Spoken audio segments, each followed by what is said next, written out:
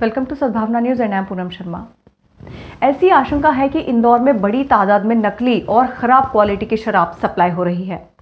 हाल ही में शराब पीने के बाद 4 लोगों की मौत ने सबके कान खड़े कर दिए हैं।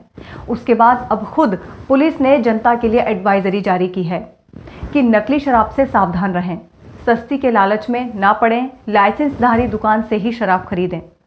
इंदौर पश्चिम जिले के पुलिस अधीक्षक महेश चंद जैन ने जनता को अलर्ट करने के लिए प्रेस कॉन्फ्रेंस बुलाई।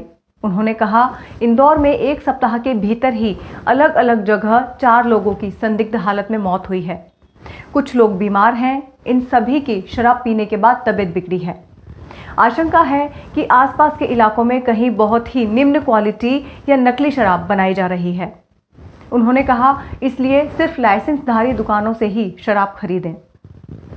इंदौर पुलिस विभाग में कुछ दिन पहले उस वक्त हड़कंप मच गया जब एक संदेश वायरल हुआ कि जहरीली शराब पीने से 2 लोगों की मौत हो गई।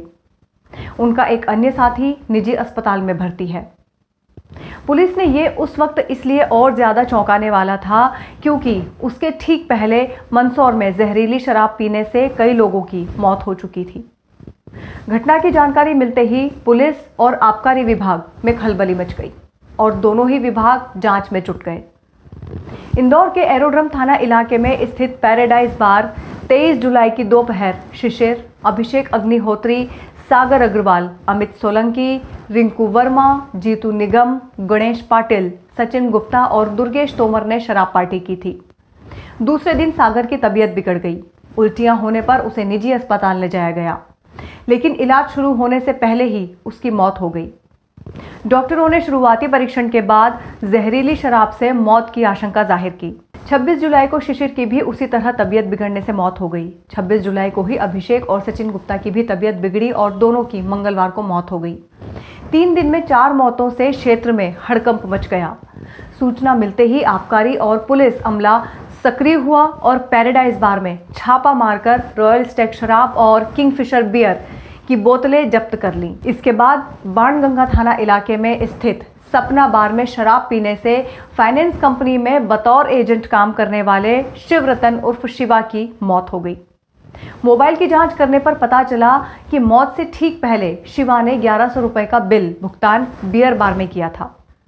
उसके बाद उसकी तबीयत बिगड़ गई। एक अन्य शख्स की तबीयत बिगड़ने पर उसे भी वेंटिलेटर पर रखा गया है। बहरहाल इसके बाद खलबली से जूझ रही पुलिस ने जांच तेज कर दी है और आबकारी विभाग को भी पत्र लिखा। पुलिस को फिलहाल विसरा रिपोर्ट नहीं मिली है। कुछ की पीएम रिपोर्ट का भी इंतजार है। पुलिस ने जब इस मामले में कड़ी दर कड़ी पूछताछ की तो एक बात निकलकर सामने आई कि जिन भी लोगों की मौत हुई और उन सब ने एक ही ब्रांड की शराब पी थी।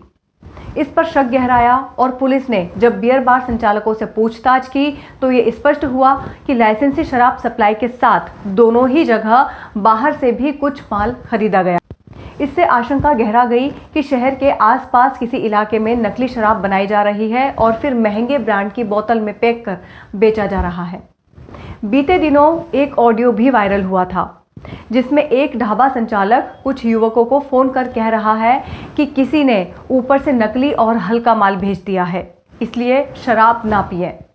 उसके एवज में पूर्व में दिए गए पैसे भी वापस करने का हवाला दिया। जबकि सामने से बात करने वाले युवकों ने कहा कि शराब पीने के बाद कुछ युवकों की हालत खराब हो गई है। उसके बाद ही आबकारी विभाग में हड़कंप मच गया था।